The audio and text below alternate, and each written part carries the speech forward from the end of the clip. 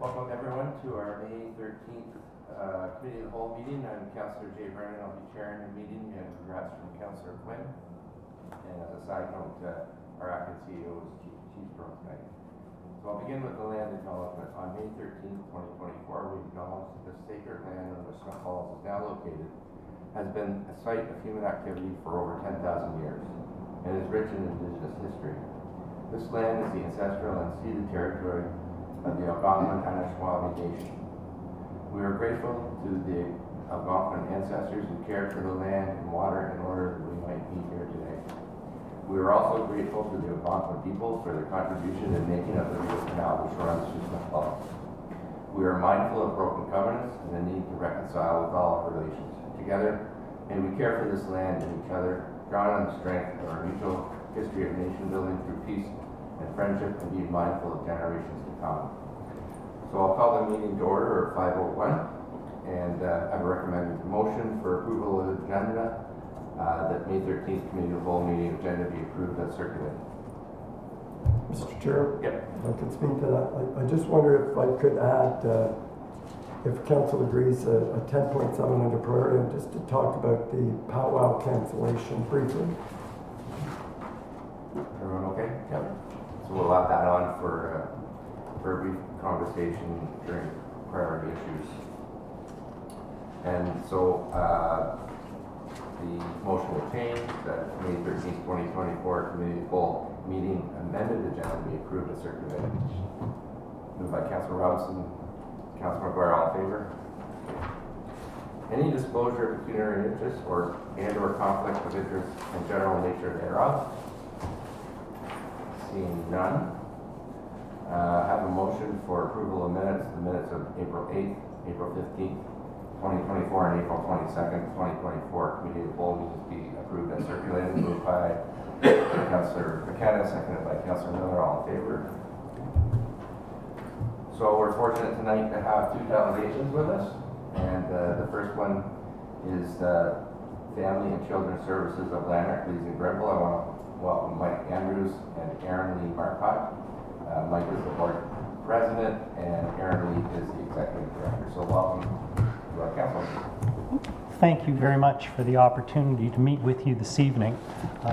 I am Mike Andrews, a volunteer director at Family and Children's Services of Lanark, Leeds and Grenville, which is the local Children's Aid Society. I'm not quite a resident of Smith Falls. I live out on Kilmarnock Road, but of course I'm regularly in town as a member of the Curling and Squash Club and do all our shopping here. I'm here with our executive director, Erin Lee Marcotte, and we'd like to request that you join us in our advocacy efforts for the most vulnerable members of our community, children and youth who often don't have a voice. Our agency serves a geographic area that's larger than the province of Prince Edward Island. It's characterized by relatively small urban centers and a very large, diverse, low-density population area. Creates some real challenges for our agencies and others like us in providing the necessary services for children and youth and families in our community. We operate out of offices here in Smith Falls, in Perth, in Brockville, Carleton Place, and we have two satellite offices in shared premises in Gananoque and Prescott. With that, I'd like to turn it over to Erin Lee, who will discuss a little bit about the agency's challenges in our operations. Thank you everyone. So as Mike said, we are your local child welfare agency and also known as Children's Aid Societies. We are called Family and Children's Services of Lanark, Leeds and Grenville. So child welfare services in the province are actually delivered by or through 50 local Children's Aid Societies. They're not-for-profits governed by volunteer boards of directors. They're funded by the Ministry of Community, Children and Social Services with a mandate under the Child, Youth and Family Services Act. And we've always said, or I've always said when I visit municipalities or speak with mayors, we're not here to ask for money from the municipalities. We understand that the funding obligations land squarely with the provincial government. But we do believe that our service recipients are citizens of your community and communities across Lanark, Leeds, and Grenville. And so we think and hope that you would have a vested interest in the well-being of vulnerable children and youth and families. We are responsible and accountable for service delivery while at the same time balancing our budgets. And unfortunately, our allocations have been decreasing every year, which Mike will speak to in a moment. So that is a huge challenge that we're facing. We are also tasked right now, and I thank you very much for the land acknowledgement, but we are also tasked with addressing the overrepresentation of Indigenous children and youth in the child welfare system through the Truth and Reconciliation calls to action that are specific to child welfare, as well as the One Vision, One Voice, 11 race equity practices for Black children and youth who are also overrepresented in our system. And that is not just provincially, but that is also locally when we actually look at our data. We have an overrepresentation of Indigenous children in care in our counties, as well as Black children or racialized children in care. And at the same time, we are tasked with providing a quality service that improves outcomes for all children and youth that we serve. And you're probably aware, but there's been decades of research done over time longitudinally about the outcomes of children and youth who grow up in the care of the child welfare system. And unfortunately, their outcomes are quite poor compared to their same age peers. And that's around things like their educational outcomes aren't as good, not as likely to graduate high school, employment opportunities are not as positive, there's a higher likelihood for youth that have been in the child welfare system to be involved in sort of criminal activity, risk of human trafficking, higher likelihood for mental health diagnoses and addictions issues. So we know over time what we've learned is that the Children's Aid Society, we actually don't make great parents. Corporate parenting doesn't actually produce good outcomes. And so we've really tried to focus on admission prevention. That takes a lot of work. It takes sitting at the table with families, the kitchen table, their living rooms, and working with families and their extended supports and their network and some of the community agencies, grassroots and more formalized, to come around a table and say, how do we create safety for your children so that they can stay in their homes and or their communities? And sometimes they can't stay at home. It just simply isn't safe. But how do we connect with their extended family and their community members to at least keep them in their home communities? Because we know when we bring them into care, their trajectories are probably not going to be particularly positive. We're trying to do all this overlaid with the fact that more than half of Children's Aid societies, including ours, are in deficit. Go to the next slide, Carrie. So just a little bit about service delivery in your community. So Lanark, Leeds, and Grenville has a population of about 180K, and Smiths Falls is just over 9,000 people. I want to draw your attention as well to a Robert Fulton report. So this was a report that was commissioned about a year ago by the Every Kid in Our Community Coalition, and he looked at data across all of Lanark, Leeds, and Grenville, and found that there were demographic indicators for adverse outcomes that are above the provincial averages in a number of areas that I think are concerning, not just for Smiths Falls, other communities well in LLG, but certainly Smiths Falls was noted in some areas as being sort of having a concentrated disadvantage. Things like, rates of family breakdowns are higher, there's more housing stress, unemployment stress, number of children under the age of 6 living in poverty is greater in some of our communities, the criminal severity index is higher. So this sort of paints a picture of some social issues that are happening in our communities, and what ends up happening is that this translates into child welfare involvement sometimes for children and youth. So what we see is that there's a higher demand for child welfare services than our ministry's identified socioeconomic factors indicate, according to their funding formula. So they pick a few things like lone parent incomes, child population, Indigenous population, a little remoteness factor. But what ends up happening is that that's supposed to predict child welfare volume, but it doesn't. And we actually see more volume than our socioeconomic factors indicate. So we get less money to deliver the services, for example, than some of our other more urban, larger organizations get. And I think we'd all agree that child welfare, or children and youth who are receiving child welfare services, are arguably some of the most vulnerable in the community.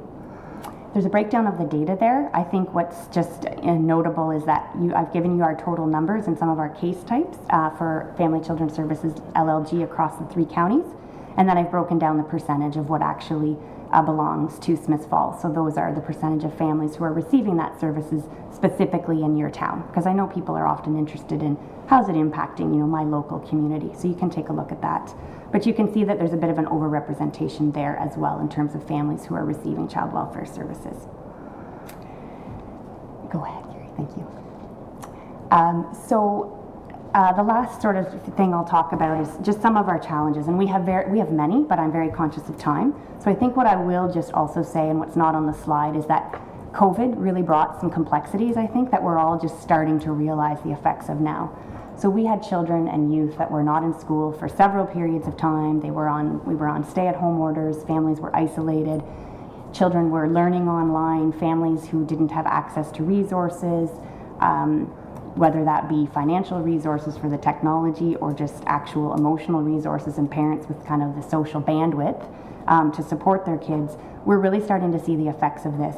And so now when we see children come sort of across our desks and then go out and meet them, we're really dealing with a higher complexity than we've ever really seen before. The families are in precarious situations. They're often in crisis. And the needs of the children are complex. It's not just one thing that's going on. It's 2, 3, 4, 5, and 6 things that's going on. And so, like I spoke before about the need to sort of prevent admissions, we are trying to do that to our utmost, and we have sort of service frameworks that help us to do that. But ultimately, we're also seeing families that are at the end of their rope. They've tried to engage with all kinds of community services, whether that be mental health services or developmental or even more, mentoring types of programs, what have you. But the needs of their children are just so high, and families are at their complete wit's end. There's wait lists for services, or the services have just simply been exhausted. That we've had our partners like Open Doors walk alongside us, but they too sort of have reached their max in terms of what they can provide. And we're lacking some of those intensive, sometimes intense residential treatment is needed. And so what happens? Parents say, I cannot do this, and they bring their children to child welfare because we don't have a wait list. We are a mandated organization. We can't say no, and nor should we say no. But what we're seeing is children that are actually more in need of service than they are in need of protection, but they're coming to us because the buck stops with us. We are the family's last resort. And well, our foster family system, like we said, we have a challenge recruiting foster families, but also foster families are just people. They're your neighbors, they're my neighbors, they're people in our community. Yes, we try to train them well and we tool them up and we try to give them skills to, parent these complex kids. But a lot of the children that are coming to our attention are very, very complex, and even our foster families are saying, I can't really support them. So what ends up happening is these children are sent often out of community and often into for-profit group care with exorbitant per diem rates. And I'd like to be able to tell you that, all of that money that is spent on this care means better outcomes for these kids, but that's just simply not the case. And so what we end up seeing now, more than ever, is sort of some health needs, some health challenges, mental health challenges, which are health challenges, coming to the doorstep of child welfare, and we're footing the bill, and we're not necessarily providing the care and the treatment that these children deserve, quite frankly. So I think, the attracting volunteers is another challenge. I've talked about the foster parents. We have a challenge recruiting board members for many reasons, but namely our financial situation, which Mike will speak about in a moment, and our continuing budget cuts, which again, I think it's a good segue over to you, Mike, to speak to that. Sure, thank you.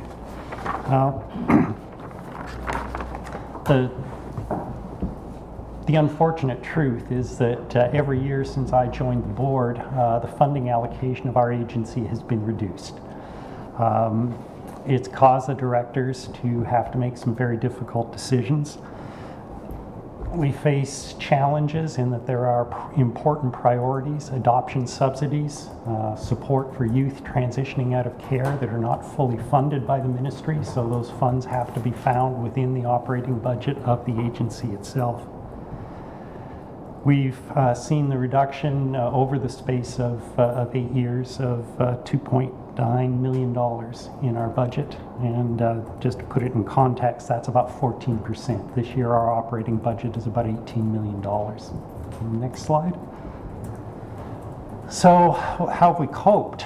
Well, the problem we have is that in our operation, the only large line items in the budget are directly related to service delivery, salaries and benefits for staff, and direct services to our clients. We can't cut direct services to clients, so all we've got left is staff. So we've taken 41 full-time equivalents out of the organization over the last 7 years. So we've gone from over 150 employees down to about 110 today. Our staff continues to do outstanding work to deliver the services that are needed in the community. But as a board, we're extremely concerned with those decreasing staff numbers and therefore the increased workload for the staff that remain. We're very concerned about the possibility that at some point a child falls through the cracks somewhere with devastating consequences. We've closed service locations, and that impacts on our service delivery. We are a wide, broad geographic area. No public transit for our clientele. Arguably, we should have more service locations, not fewer, but we can't afford to continue to operate them. So we've taken the hard decision to close some of those locations. Next slide.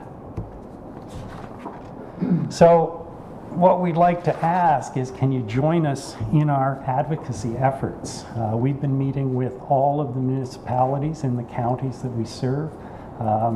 Last week we had a very good reception at the Joint Services Committee of the United Counties of Leeds and Grenville, and we understand they're going to be contacting Lanark County and the separated municipalities to invite them to join in the advocacy efforts. But our main points are, first, an increase in the overall level of funding for child welfare in Ontario. More than half of the 50 local children's aid societies are operating in deficit. Ours is one of them, and it's indicative of the fact that there are widespread funding constraints. I'd like to mention our agency was subject to an operational review by the ministry in 2017. They came in, they went through us, they determined that we're a well-managed, well-governed organization. They concluded we have a funding problem, not an expense problem. Well, here we are, and we still have the funding problem. Erin Lee spoke to the funding formula. The issue is that the funding formula does not predict the need for services in our community. So in our counties, we get fewer dollars per workload unit than the provincial average. So it makes it extremely challenging, on top of everything else, to continue to deliver the service that children and families in our community needs. And then Erin Lee mentioned the shortage of community resources. So again, we're advocating for increased provincial support for important community resources around mental health and other community supports.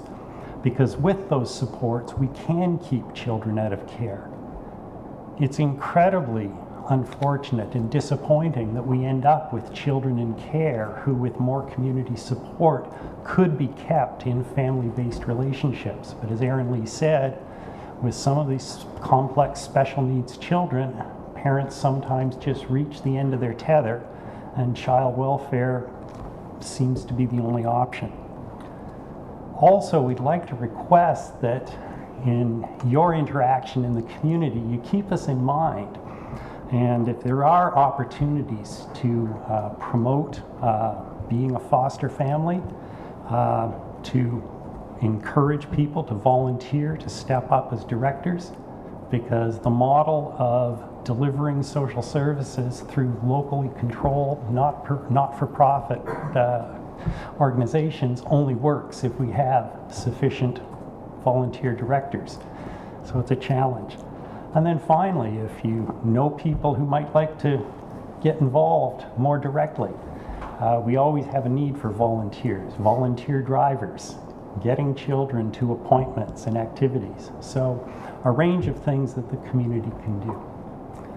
So thank you very much for having us here this evening. We'd be happy to respond to any questions, and we do hope that you will see fit to join us in our advocacy efforts. Thanks very much, Mike and Erin Lee, and I know we'll probably have a couple of comments, and Councilor Miller, you can go ahead. Thank you. Thank you both for being here. You know, I guess I'm speaking more to my fellow councillors and just throwing my support behind your message, because the not-for-profit sector is facing just unprecedented pressures. And Erin Lee, you and I talk about this regularly.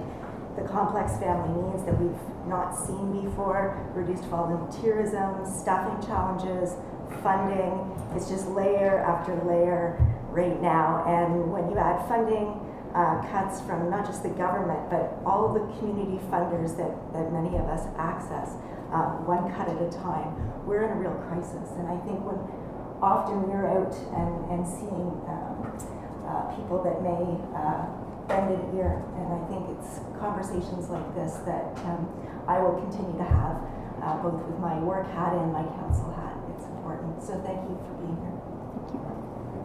Mayor Pepper? Yeah, Mike and Aaron, thank you so much for being here and helping create, I think, a greater awareness of the challenges that you're facing, but it's really our communities that are facing it. It's our families and our children that are in crisis and facing incredible difficulties. And it's heart-wrenching. My heart goes out to you guys because you're dealing with this every single day and probably feel so powerless to actually meet the demand, the needs of the families and children that you're trying to serve. And losing 41 full-time equivalents over a period of 8 years, and trying to manage in a world that's far more difficult today, with, as you've all mentioned, more complex problems, more difficult problems, and more of everything. So I guess for a question, has the entire funding envelope for family and children's services across the province, has it been reduced or maintained or increased somewhat in recent years? With so many are in deficit, I can appreciate the funding formula obviously isn't fair, but have you increased the overall envelope for family and children's services? Yeah. Go ahead. Yeah, thanks. Very good question. Until 2 years ago, the sector overall was roughly in balance. Child welfare funding has not increased, but until about 2 years ago, there were sufficient agencies with surplus in the province to sort of offset those who were running in deficit. But as of 2 years ago, the pendulum tipped. Costs have continued to increase, and now at this point, the entire sector is operating in deficit. So there needs to be an increase in the overall funding envelope to take into account some of these. I mean, just to give you an example, I don't want to bore you too much with the details, but there's something called a pre-formula adjustment, which is supposed to compensate us for our overhead costs, the things that aren't directly related to delivering service. Those numbers are the agency's actual overhead expenses from 2011. So if you think, here we are 13 years later, I can't think of anything that was cheaper 13 years ago. There's a lot of work that needs to be done to address the way the local children's aid societies are funded. And I have to assume, I mean, you've spoken with our relevant MPPs, Yes. and obviously over time, and so the formula itself is not fitting for the demographics of our region, even though the province thinks it is. Has that reached the highest level of the province? That reached the ministers? Well, I think that the ministry recognizes that there is a flaw in the funding formula. At least our regional office does, and I even think probably as high up as the assistant deputy minister's office does as well. But it is complicated. They did actually attempt to propose some adjustments to the formula 2 years ago, but never actually went through with it because they determined in their analysis that it wouldn't have the intended consequences that they were hoping for. So yes, I think that there's a recognition, but it's complicated. I mean, I'm not going to say that it's easy and just fix it, but there's a recognition, but there's been no action. Even though in 2020, as part of child welfare redesign, it was actually one of the work goals in the pillar around sustainability and accountability was to review the funding formula. And they just have never been able they've never been able to propose any meaningful changes to it. There's some ideas thrown out, such as looking at actual data that sort of identifies your community as a community that perhaps needs child welfare services, but they haven't done that yet because probably there's a lot of lack of consensus around which are the right measures here or there. Like it is complicated. There may need to be something that looks at a differentiation between urban versus more rural, low population density, because our organizations certainly seem to take the hit. Organizations that are similar to us. And I know that MPP Steve Clark sort of really got that, and we've had multiple meetings with Minister Clark, and we've had a couple of meetings with John Jordan since he's come into office. Obviously, you know, volumes have gone down as well in some areas, like our children in care volumes have gone down. That is a good thing. The thing is that what's not being recognized is the work that goes into keeping children at home is significant, right? And you don't just do that and walk away. Like, there's a lot to be involved in safety planning and creating the long-lasting safety. So the factors are all out of whack. We get about 10% for the front end of the work, and we get 40% for children in care coming in the volume-based factors. That makes absolutely no sense when the vision is to actually keep children out of care. So the funding formula is a problem, and the overall envelope is now starting to be a problem.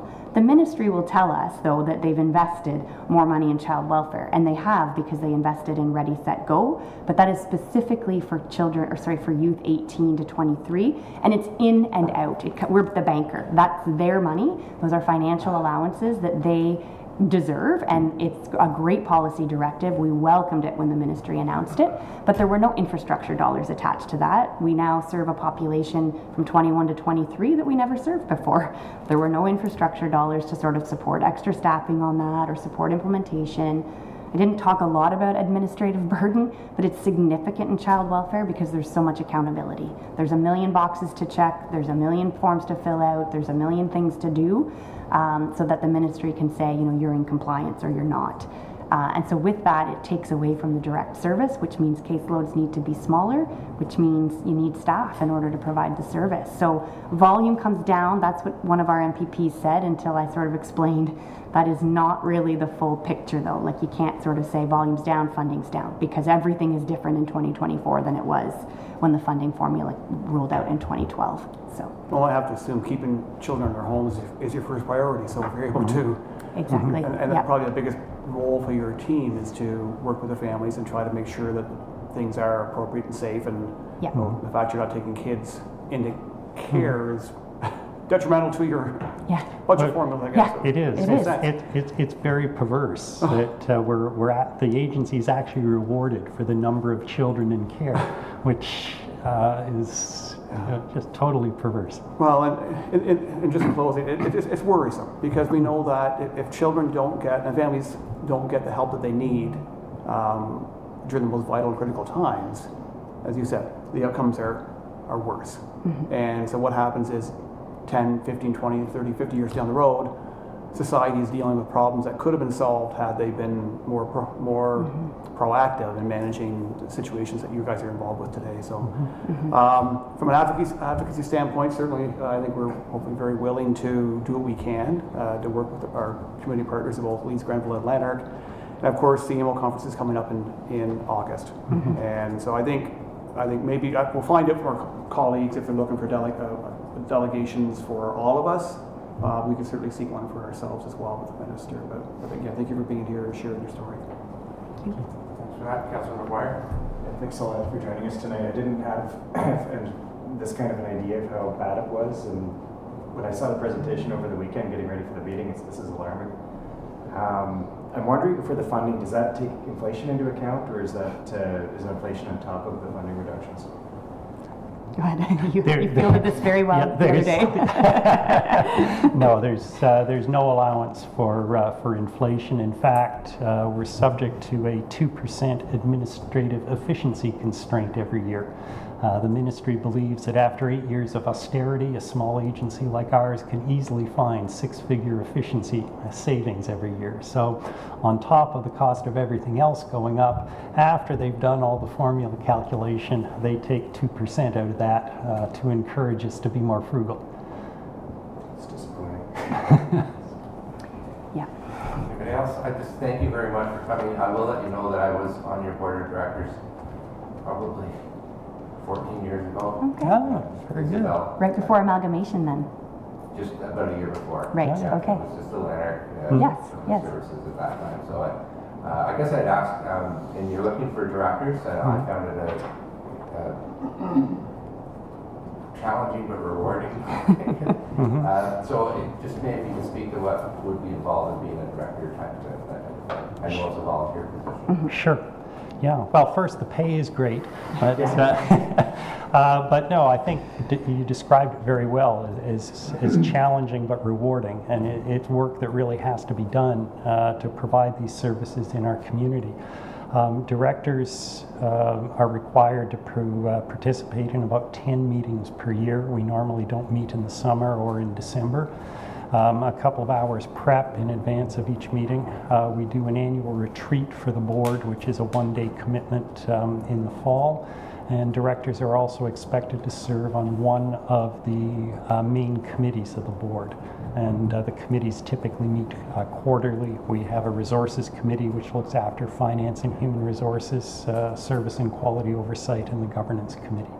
So for a director, you know, collectively, you're probably looking at commitment around 4 to 5 hours a month, perhaps a little more on the months when the committees meet. It's an important job. Do you have representation for Smith Falls on the board right now? At the moment, we don't. Not no. from the actual town of Smith Falls. Everyone watching Yeah. to check it out and Mm-hmm. Yeah. contact you guys. So, and I think you've got support here around the table of what you're talking about. And the other part of that is it would be great to get a meeting at the conference, but also you mentioned that Leeds Grenville, I think they're doing a motion, so we might, the committee might look at doing a motion in the near future and a letter to the minister as well. We can send you a copy of the letter that goes from Leeds and Grenville for sure, because they made a motion. Yeah. Councilor Kennedy? No, I was just seeing what the follow-up was you mentioned. Okay. Okay, so. Thank you so much. Thank you. All right. Well, thank you very much for receiving us, and we appreciate all the good thoughts. Thank you. Thanks. Enjoy your evening. Okay, we have another delegation, and I've got my friend and neighbor Bud Fawcett here with his protege, Ronnie Hughes, to tell us what's going on at the Harmony Center.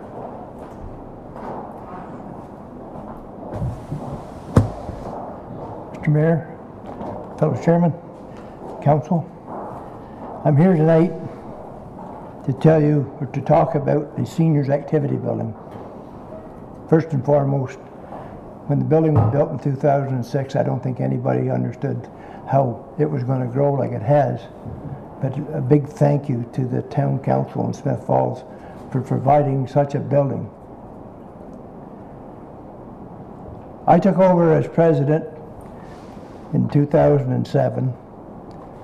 At that time, we had 57 members. Today, we're going to hit the 300 mark. We have a scrapbook that's there, and I took the scrapbook here about a month ago when I looked into it, and to see, I'm trying to find out what I'm supposed to be doing there. And I got the scrapbook out, and I noticed something that really made me laugh.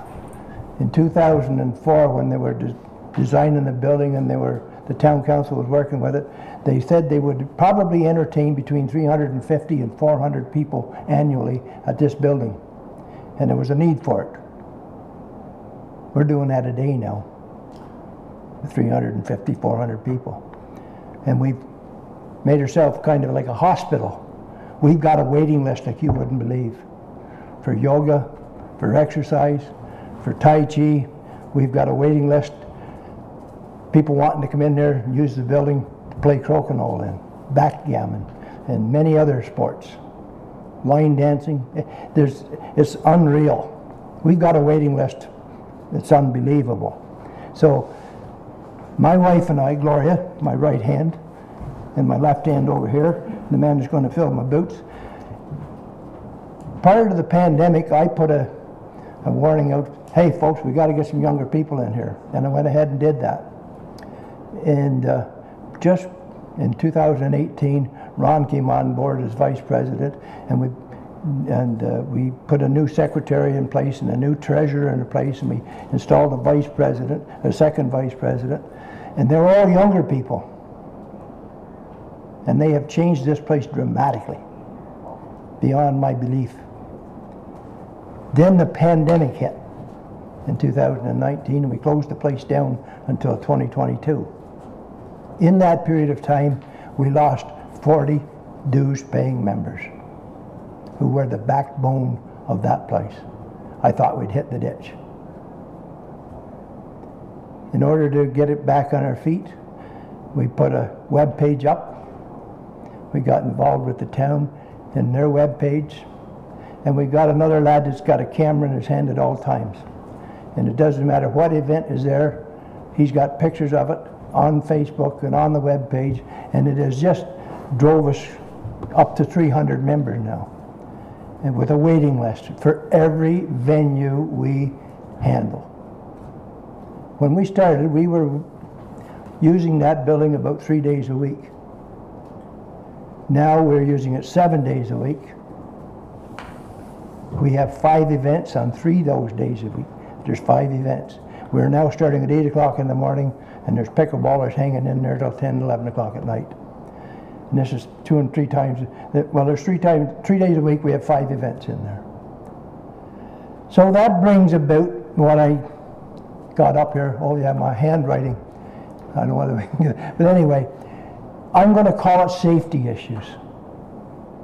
When we have an event there on Wednesday afternoon or Friday afternoon, any day, and I say, okay folks, that's it for today. Thank you very much. We'll see you tomorrow. It's just like, it's a stampede. And I'm talking about seniors. I'm one of them. When I go to back up, I have a hard time seeing where I'm going. But I just put it in reverse and back up till bang, we hit something. That is not safe. We don't have the room to accommodate 100 people coming out of that building within 10 minutes. This winter has been chaotic.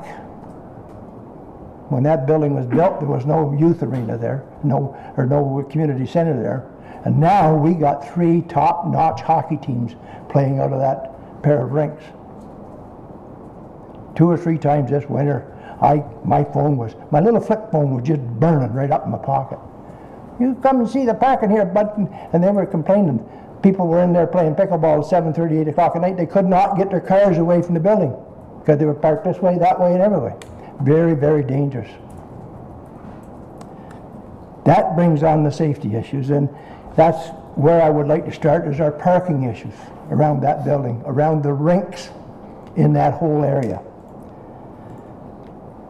So we'll leave the parking out of it, and we'll move on to the fact that when we go in the building,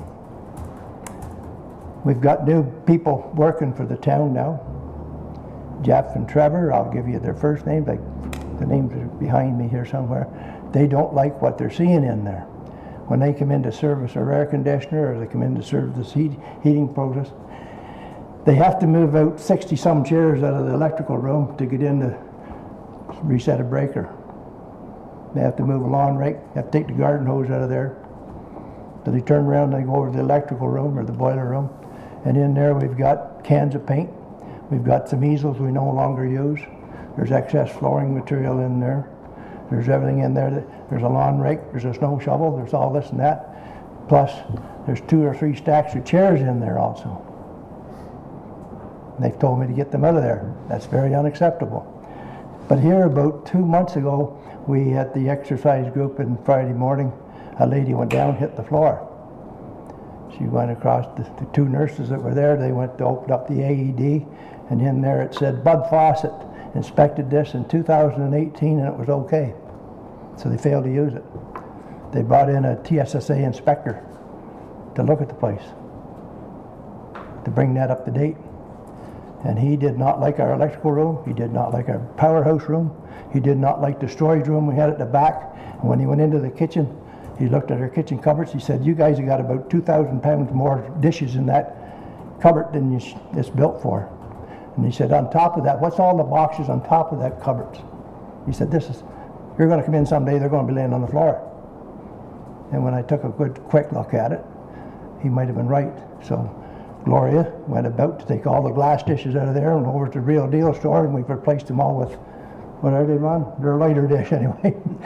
We don't have 800 pounds of dishes in there now, and cups and saucers and sugar bowls and all that. We've now got about 500 pounds, but we're still storing stuff on top of that. The inspector said some of this has got to be improved. While he was there that day, they were exercising, and we had an emergency door locked. It was locked. He didn't like that either. So it got me concerned, the issues that we had in there. So that brings about the fact that we are asking for some kind of an expansion there that we can store. We got a storage room, or we can accommodate more people. And I was looking at some figures too in the scrapbook, and back in 2010, 2011, we were entertaining about 3,000 people, 3,500 people. And if my figures are right today, we're going to be close to 15,000 people using that facility in 2024, because everything is just way above expectations. So we do need more room. We need better storage facilities. We've got to clean up our Safety Act, both in the kitchen, in the storage room that we do have there now. It's a utility room, and the electrical room.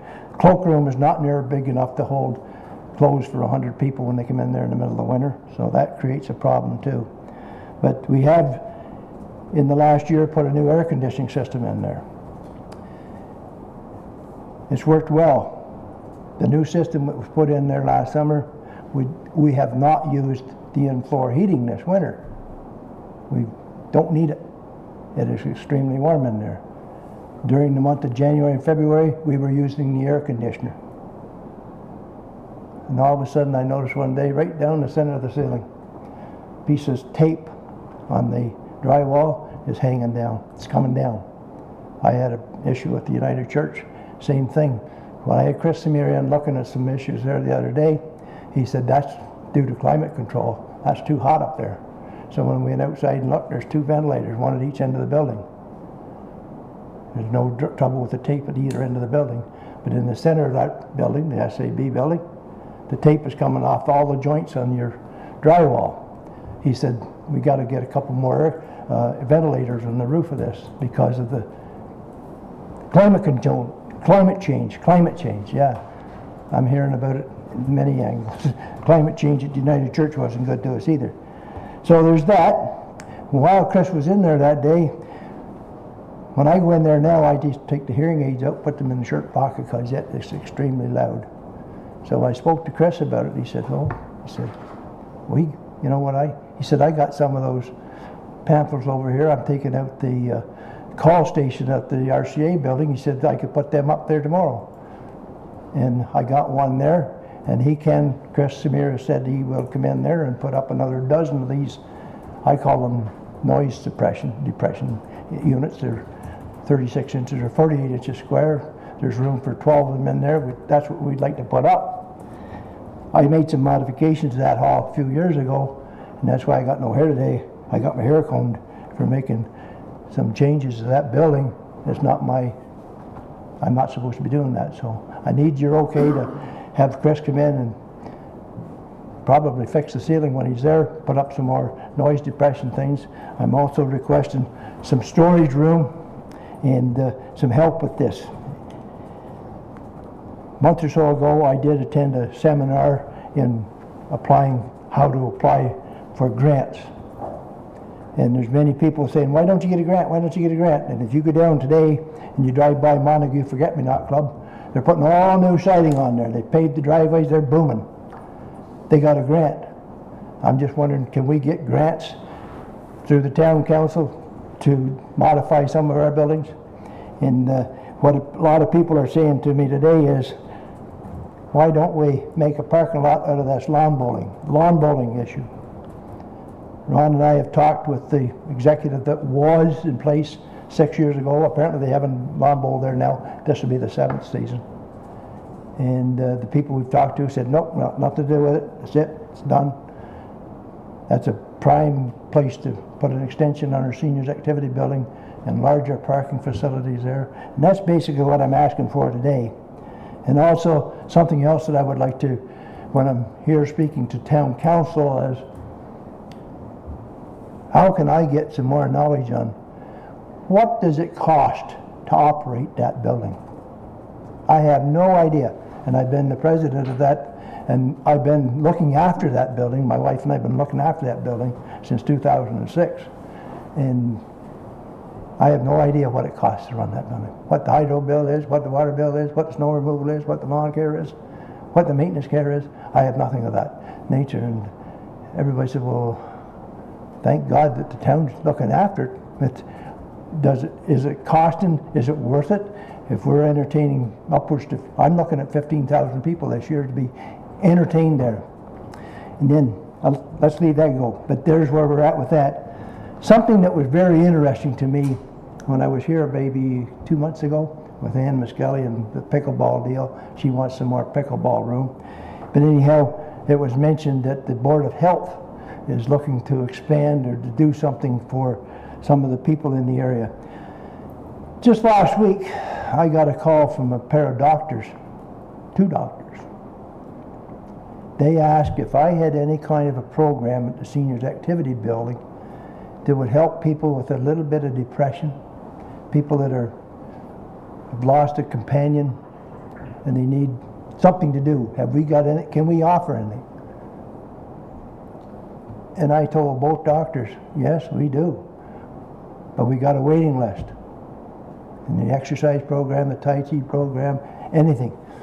And we got a waiting list, but send them in anyway. So this is, just in the last 6 weeks, we've got 8 or 10 people. And something that really almost brought me to tears was a guy came in one day and he stopped and he looked at the building. He said, how long has the building been here? I said, built in 2006. Oh, I drove by it. I never knew it was actually about what it was all about. But he said, my doctor asked me to come down here and check it out. He's there every Tuesday, every Wednesday, shuffleboard. He's enjoying life. He has thanked me every time he comes in. Thank you, bud. You and Gloria got a beautiful setup going here. You manage it right. I enjoy this place. I had a lady come in the other day, a couple weeks ago. She handed me an envelope sitting there. I said, yeah, what's this? She said, it's a little thank you to you and Gloria. I said, no, that's to the Harmony Club. Well, whatever. I opened it up, it was $500. The woman said, that's for the club. She said, I enjoy it here. It's got me out of the house. I don't cry to myself anymore. I don't sit crying. And this gentleman that was there said, I've been talking to my wife all morning. And he said, what brought me here today was she answered 2 or 3 of my questions. And then he started to cry. That's hard to take, but it's happening. That's, I call, therapeutic. We are doing a lot of stuff at that seniors building. And the sad scenario is, as I look around this table, I see 3 or 4 people that have never been in that building. But if you ever get a chance, come and see us. See what Ron and his new staff are doing. Check us out on your Facebooks. Check us out on the webpage. We are booming. And we're getting to a point where I don't like a waiting list. I don't like the parking issues. I don't like the safety concerns I'm dealing with. I'm just wondering how long it's going to be before Trevor pulls those chairs out of that utility room and sets them outside the door. We got no place to put them, folks. The floor is covered. We've made several moves. We took our library up to the far corner out of the way. We've moved, put our boards up on the wall for shuffleboard. We've given ourselves more floor space. But every week we're gaining 3 and 4 new members. And these are people that are moving to town. And then the worst case scenario is the people that come in that have lived in this town for 30 years and didn't know the building was there. You know. So anyway, Gloria and I are working to keep it going, and we got an excellent group of individuals there today, and we're booming. But I need help with the parking and with some storage for excess of tables. Right now, Ron and I have reached our limit. Our potluck suppers on Thursday nights, we've only got 80 chairs. We had 74 of them the last 2 months. And I just said to Brett Whiten the other day, don't put any more on Facebook in regards to the potluck supper, because we can't handle them. We cannot handle them. We haven't got the space. Bottom line is, I heard a rumor that we're going to look at some of this, and we're going to look at this building, and you should come over and do this building. It's the building that's there today. We've got to maintain it and probably add to it. And when I looked at the portfolio, the scrapbook that we got there, back in 1975, there's a group of about 10 or 12 men approached the town of Smith Falls to have a seniors activity building built in 1975. We opened the doors in 2006. I hope that by the year 3000, we can have an addition on that building. I thank you people for your time, and I invite this council and council members to come and see what we're doing. Tuesdays, Wednesdays. Don't go there on Monday because that's yoga day and Tai Chi day. And they don't like anybody coming in to service a place or mop the floor. But Tuesdays, Wednesdays, Thursdays, Fridays, Saturdays, and Sundays. And we're 365 days of the year. And that's He had his hand up over here. yes, oh, that's good. Thanks for coming. Are you 55? No. No, yes, good. So you've been coming since 2018. I appreciate the presentations. You always say come on out. I'd love a time and a place and a date, not just if you happy to come out, but I don't know. I'm not just going to show up kind of thing. I don't know when. That's what everybody's doing. Just I'm show not up. gonna do that. And when you come in there, if somebody puts a shuffleboard stick in your hand, you shuffleboard. If somebody says, here, take this ball and roll it down that carpet, you can do I that. think that what happened, maybe with your indulgence, I think maybe what should happen is that council comes in there and does some carpet bowling, and you get your best team out and we'll carpet bowl. Yeah. Well, the whole idea, folks, is the reason I'm here today is we're looking for some help. Yeah. There's some safety issues that should be dealt with. And I don't like a waiting list for nothing. And the exercise people are saying, we've got 50-some people on a list. And they're now running a program at 8 o'clock, 8:30 in the morning till 10:30, 10:30 till noon on Mondays and Fridays. And if they could get Wednesdays, Thursdays, and Saturdays, they'd use that too. And but we've got cloggers, we've got line dancers, we've got crokinole players, we got somebody come the other day and said we're playing in Perth. We're playing with the what they call it, beanbag toss, and they got 10 or 12 tables. They wanted to know why we aren't doing it there. Miller's got a question for us. Yeah. Okay. Let's go, folks. Thank you. Thanks so much, Bud and Gloria and your whole team for your work. I think it's a great problem to have. I think I'm particularly concerned about the safety issues that you've brought forward. So I guess I would turn to Clerk Costello and to our acting CAO. If we could get a staff report back on how we can address the safety issues as a priority, and then what we can do in terms of capacity issues going forward. And then the one thing I just wanted to throw out, I know we often have available space, but I have also been told that we don't have a mechanism for donating or sharing that space without cost, and I think maybe that could be part of a staff investigation on how we could address our growing community demands for our services, which is a pretty great problem. It's a growing community, Yeah. but I'm finding when I'm getting doctors phoning me asking what we have to offer there, it's people that are already here. It's not a growing community. It's more of a. I'm looking at it as it's a therapeutic thing. People coming in saying, "I'm glad you got me out of the house."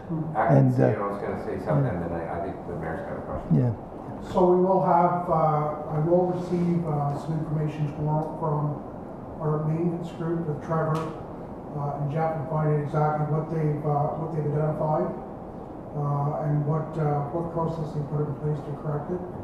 And to follow up to that, I'll have Director Clark, when she returns, do a report as well on what needs to be done with the building. Yeah. Okay. Well, thanks, Bud, and everyone, Gloria, everyone who helps you out, make sure this runs so efficiently, and the multitude of services. And I ran into new people in our community who said one of the big reasons they came here is because they have a senior center, they have the Harvey Seniors Club, and they have the activities, and it's helping keep them young, keep them healthy. So I was going to suggest what's already been suggested.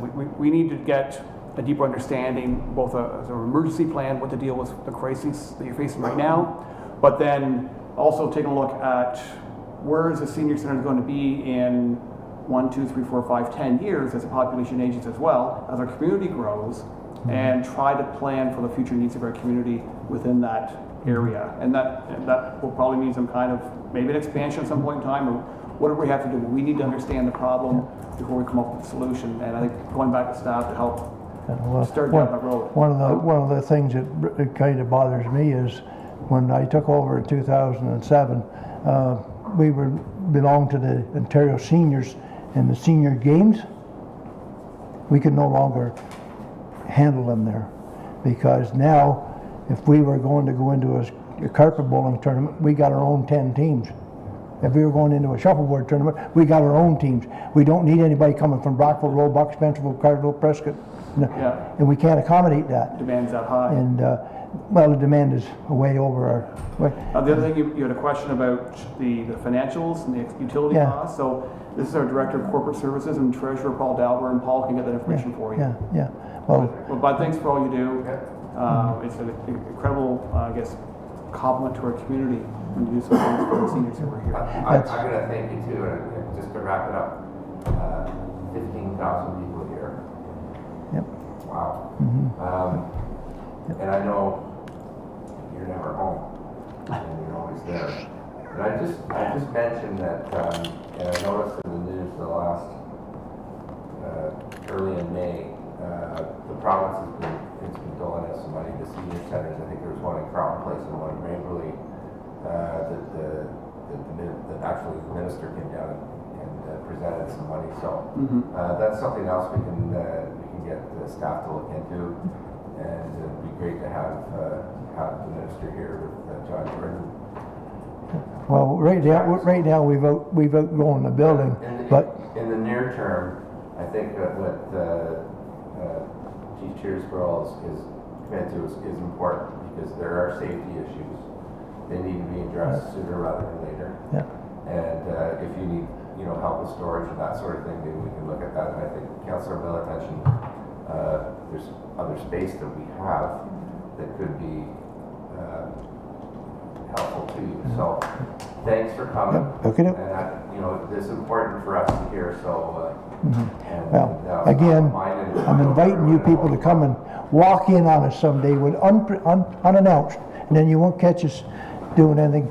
It's active, and it's loud, and it's very entertaining, and it's getting better every day. With the committee we got put together there, it's surpassed any expectations I've had. And when I said earlier, we lost 40 real good everyday members through the pandemic. And I thought that was a kick where we didn't want it. But it's come back twice as strong. And it's not new people move.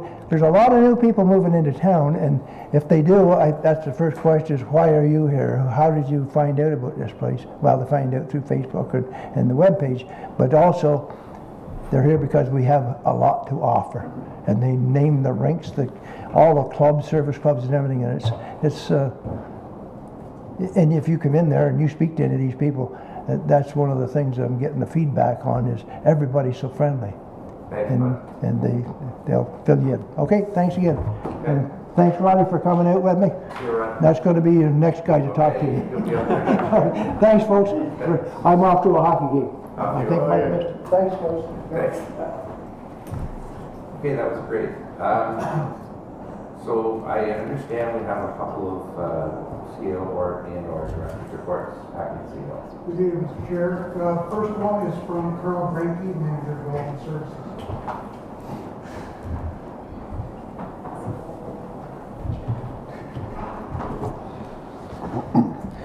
Thank you, Mr. Chair. Just a quick good evening, Council. Just a quick update. As Council is aware, the town has retained Stantec Consulting to help guide our Heritage Conservation District study, which is underway in the background phase. So the first, I'm just letting Council know that the first formal public engagement component of this work, the Public Information Centre, will be held on Thursday, May 30th, 2024 at the Welcome Centre. So it's a drop-in session from 5 to 7.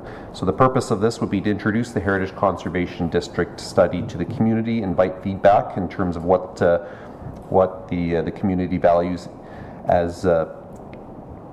within the study area, which is the downtown core, and also if there are any local sources, histories, photos that can be shared that can help guide the process.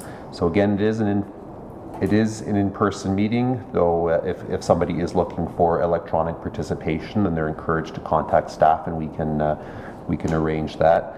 And it is a drop-in session. You can come and go as you please from the 5 to 7 hours. So we will be posting that on social media as well as in our weekly block ads.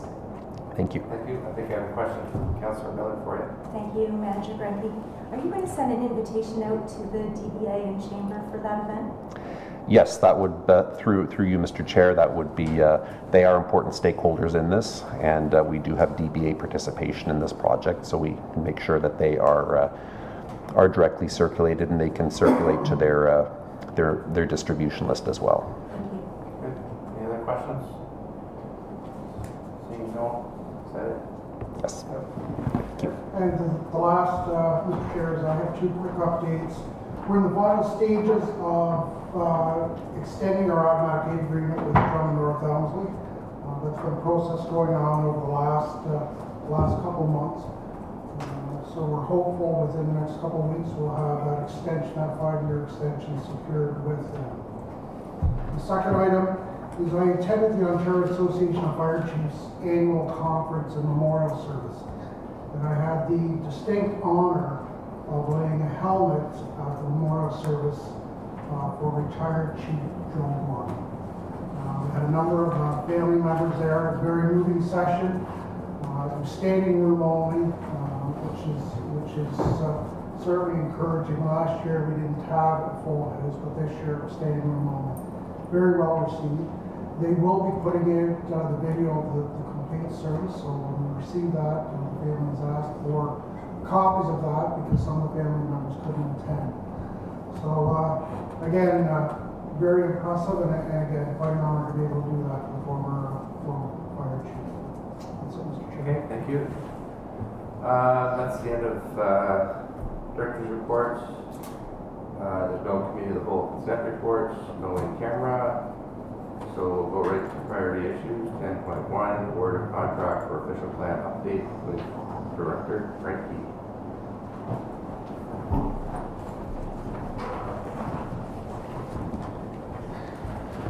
Good evening. Staff are pleased to bring forward a recommendation on an award for our official plan project.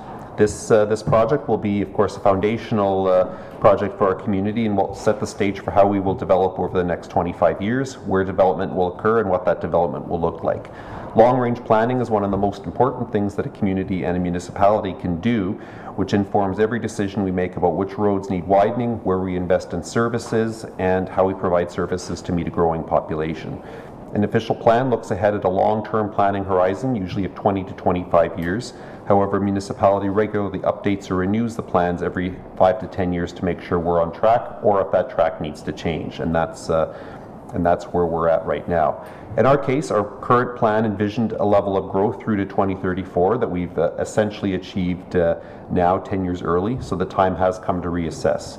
Over the last couple of years, Council has begun setting the stage for updating and replacing our official plan, namely the land need study that was taken that identified dwelling and population and employment projections and how much land we will need to accommodate that. And that forms a foundational piece that gets carried forward in the plan. Community visioning and consultation that we undertook last summer identified 5 key themes that are priorities to be looked at, specifically housing, sustainability, community spaces, downtown revitalization, and transportation. While these have been identified through public outreach in support of the official plan, several of these themes also align directly with themes in Council strategic plan, which puts an exclamation mark over how important it is that we get these right through our planning processes. Last fall, Council directed staff to launch a request for proposal for a consultant to pick up this project and carry it forward to completion. In addition to implementing the land need study and other town plans overtaken the last number of years, the RFP also identified 4 opportunity areas which represent underdeveloped areas that may be suitable for specific policy attention and achieve their highest and best use for future development. It was also determined that this project would incorporate the Transportation Master Plan, which has been envisioned for a few years, as well as a housing need study, and commercial market analysis, or commercial market update. The OP in supporting companion studies would fulfill several initiatives undertaken in Council's strategic plan for this term. Most commonly, studies such as the transportation plan or housing needs study or the official plan itself are done at separate times, often by separate consultants, and the deliverables being standalone documents that are informed by separate background research and consultation processes. Putting them together saves time and money, but also creates a cohesive policy document where these deliverables speak to each other. Nonetheless, it is a large project, and our RFP document was intended to invite bidders to propose creative and efficient ways to arrive at the deliverables that we need. The RFP closed on March 12th. There were 3 bidders. For an official plan project such as this, we'd likely expect to see more bids submitted. However, the scope of the project was large and likely narrowed down the number of consultant firms who had the capacity to do this work. For the companies who did download the package on the bids and tenders portal and chose not to bid and provided us a reason, organizational capacity was identified as that reason, I think, on all of those cases. That being said, I was pleased to see that we did get quality submissions. Planning staff and our colleagues on the staff steering group did take the time we needed to do our due diligence on this important project to ensure that it meets the needs of all of the departments who will be relying directly on this work. In the final bid scoring, Dillon Consultants did score the highest among all of the evaluators. The multidisciplinary team there has extensive experience completing both official plan and transportation master plans throughout Ontario, including many larger urban centres, are well versed with the ministry's approval process, thus giving us the confidence as much as we can in sometimes non-predictable planning process about a smooth approval path. The consultant team has also had recent experience doing planning work with the town and are familiar with the community. The Dillon team came in under budget allocated for the project, and they presented a logical collaborative process. Staff would like to thank the 3 companies who did invest time and effort into putting a bid on this important and transformative work, and staff would like to recommend that Council selects Dillon Consulting as the preferred bidder and passes a bylaw authorizing the clerk and mayor to enter into project contract with them. Thank you, Mr. Chair. Thank you. Councilor McGuire? Thanks, Mr. Chair, and thank you, Carol. I'm wondering, 68.8 seems like a low score. What's the cutoff score, the lowest score somebody could get and still be able to do the work effectively?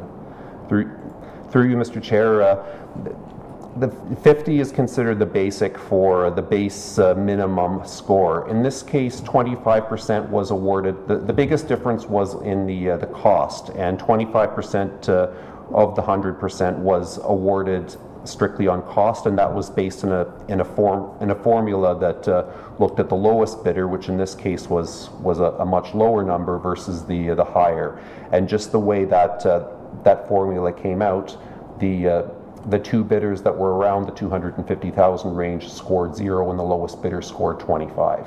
So in terms of the results were impacted significantly by that. In terms of the technical score, the methodology, and those the other 75 points, both the higher scoring bidders and the 60 scored quite well. Thanks, Carl. Through the chair, that solves my hesitance on that. I've got a question on, I still haven't figured out where the term Public Information Center comes from, but now we've got World Cafe. What is a World Cafe? All right. Mr. Chair, I'm just looking at the recommendation here. That is through the Dillon report.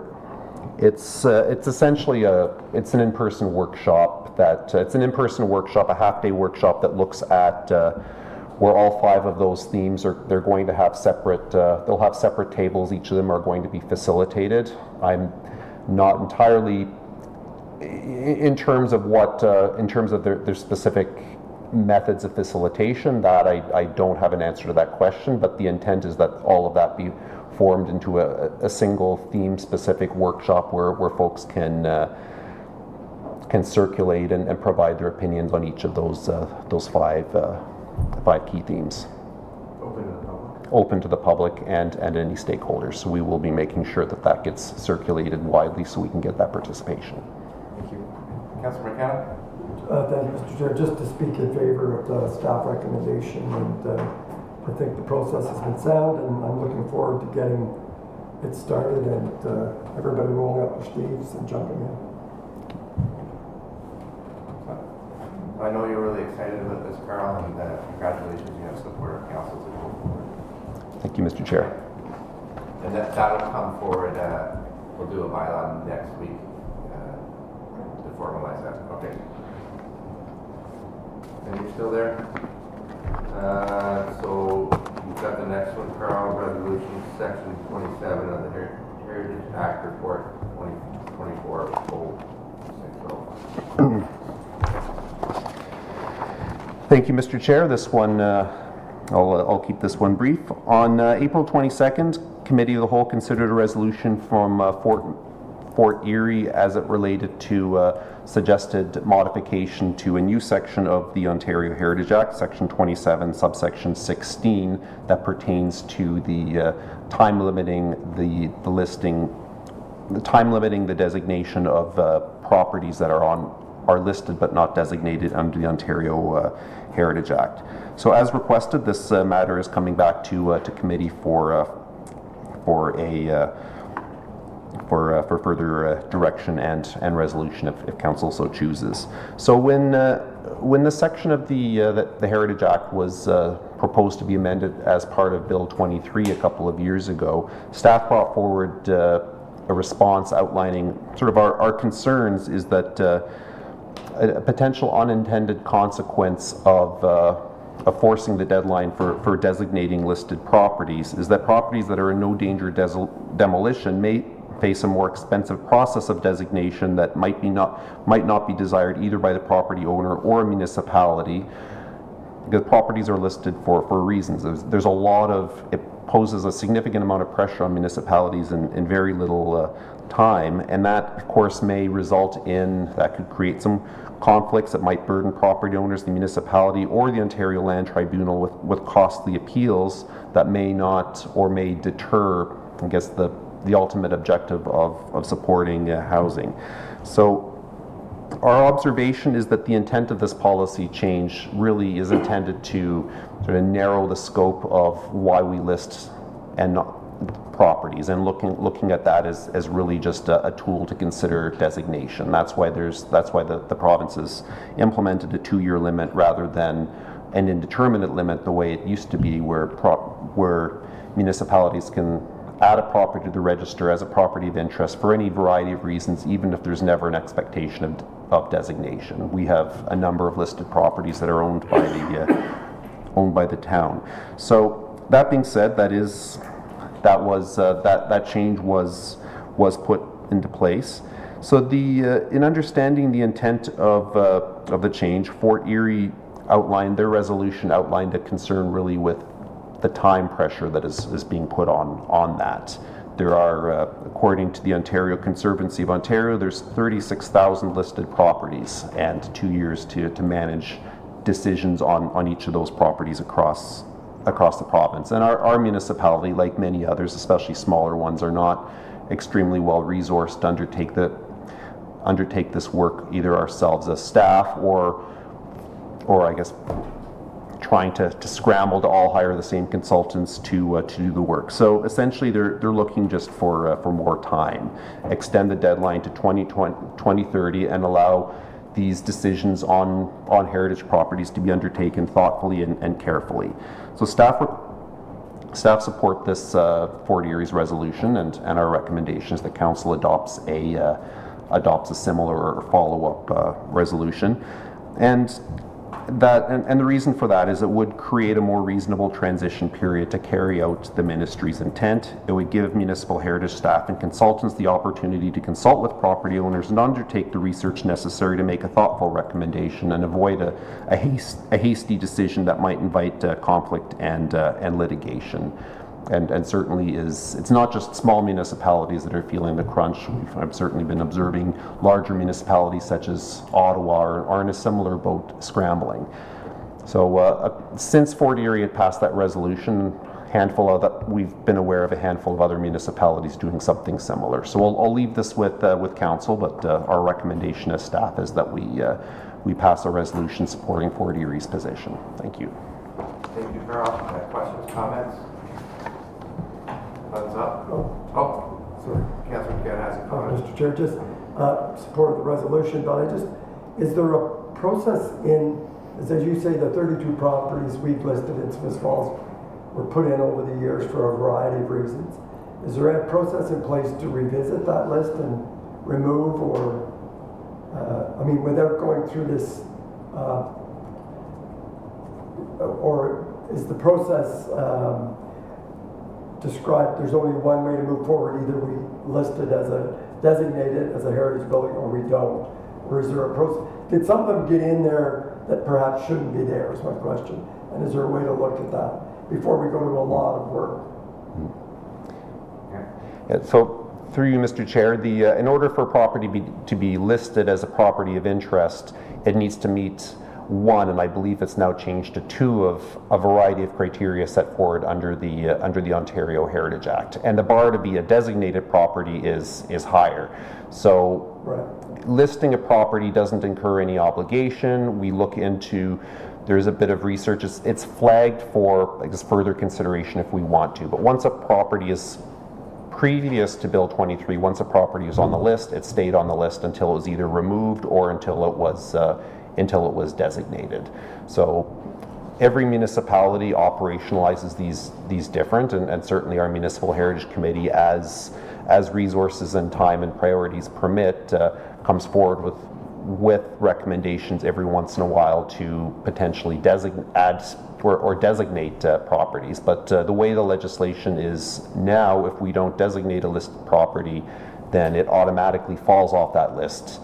Yeah, so there is a process to delist without going to designation. Mm-hmm. I'll leave it at that. Thank you.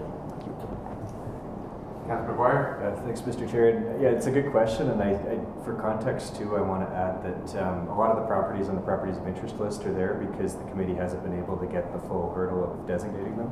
So I don't know that there's a big surplus of dumping properties on the list. It's more properties that have been researched, and it's just we haven't been able to get to that final step. Well, The good news is that the Heritage Conservation District is going to take care of a large number of properties on the list because they're concentrated in the downtown core. So the committee's stance has been to prioritize that and then try to get the properties second, just because a lot of work goes into each property designation. Anybody else? Okay, you have support, and then we'll do a resolution next week. Thank you. And you're still up there for the big one, the community improvement plan, spring intake. Thank you, Mr. Chair. My third and final report this evening is bringing forward council's consideration and recommendations for funding under the Community Improvement Plan. The town's new CIP was approved by council in 2022 and includes 15 separate incentive programs that provide municipal support to council's stated priorities of attainable housing, downtown revitalization, community accessibility improvements, and brownfield redevelopment. In late 2023, Council directed that all 15 programs be open for the 2024 calendar year, and through the capital and operating budget, allocated a reserve of $125,000 to fund CIP applications. For the spring intake that closed at the end of March, applications were received under 4 separate programs related to interior and exterior accessibility, downtown facade improvements, and interior building viability improvements.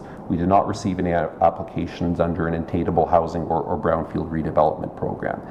According to the CIP, the building viability program, which focuses on code and life safety enhancements, as well as the facade program, are evaluated by a working group of staff with a recommendation provided to council. The accessibility improvements are evaluated by planning staff with a recommendation provided to council. Our planner once sat at the table that evaluated all of these applications, so I'd like to acknowledge and thank him for the work, as well as our colleagues in other departments who participated on the facade and interior renovation work. In order to be eligible for funding, a property cannot be in any municipal arrears, in any litigation with the town, or otherwise have unsettled accounts. Staff screen applications to receive eligibility, and if there is an arrears that is discovered, we give a brief grace period to allow them to catch up. However, if that's not settled, then unfortunately we can't proceed to the evaluation and this intake. This year, we'd had 7 eligible properties applied for a total of 12 separate funding approvals under the 4 programs. The evaluation working group evaluated the interior renovation facade programs, assessing the intent of the CIP itself, the downtown core design guidelines that articulate best practices, and score applications based on evaluation criteria that are provided to applicants beforehand.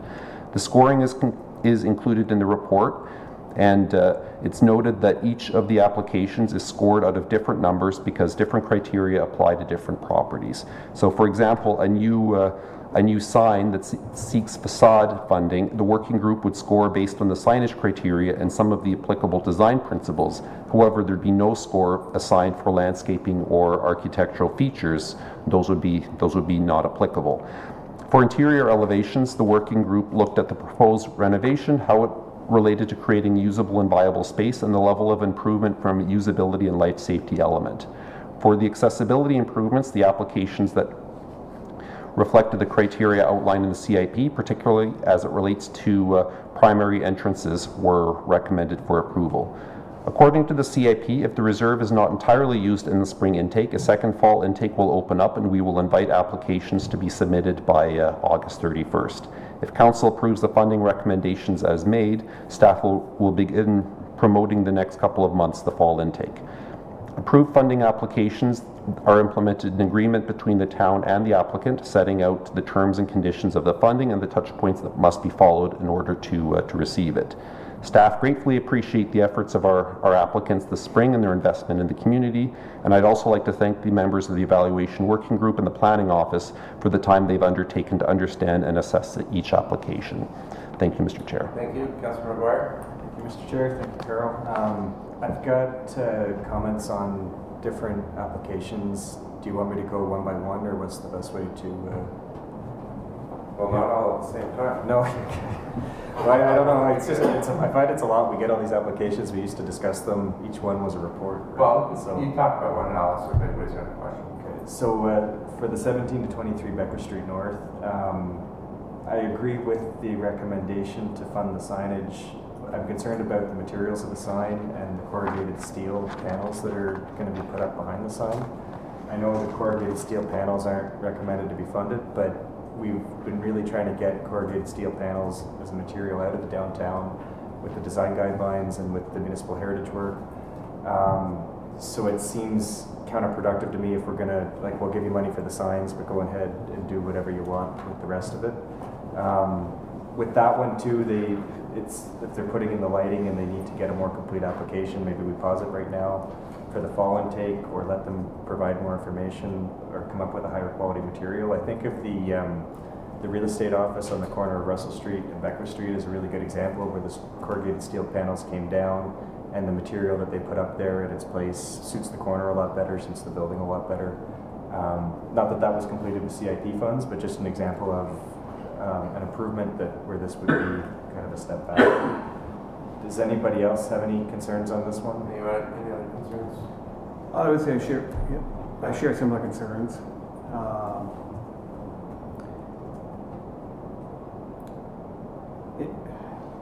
I mean, it's we're trying to create some consistency and give greater value than simply communication on the signage is really what this is, right?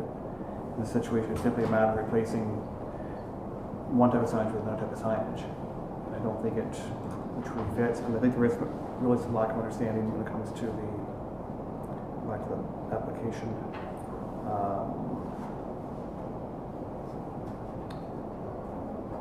The lighting, yes. So I have reservations for this one as well. Councillor McKenna? So, Mr. Chair, I'm okay with a pause, but if we could reach out to the proponent fairly quickly and find out nay or yay. Otherwise, I don't want it to. I'd like to know what their response would be if they've got a plan B. But I'd like to know that soon so we can keep everything rolling. Well, yeah, I'll just speak to it. I think that probably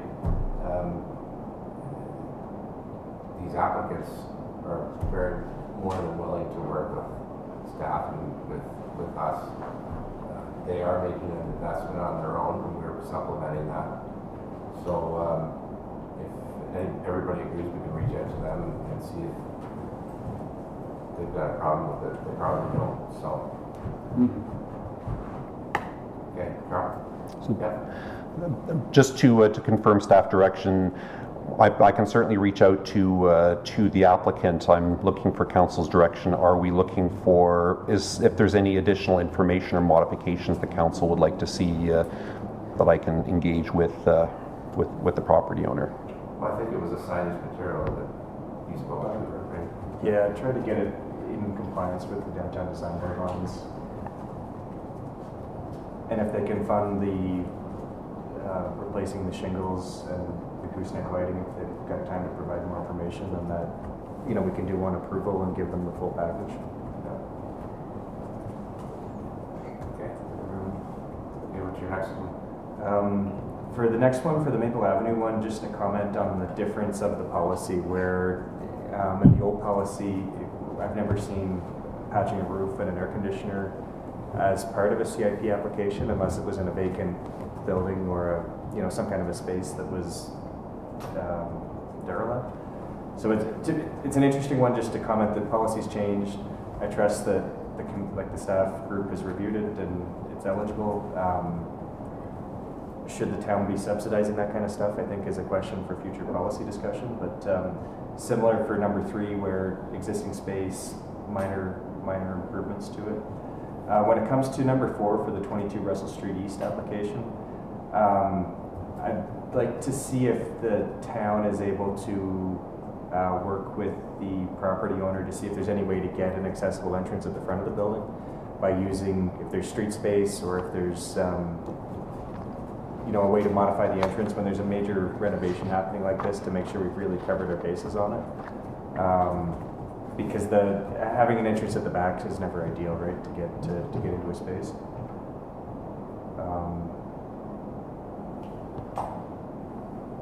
Is that something that staff have looked at with the proponent already?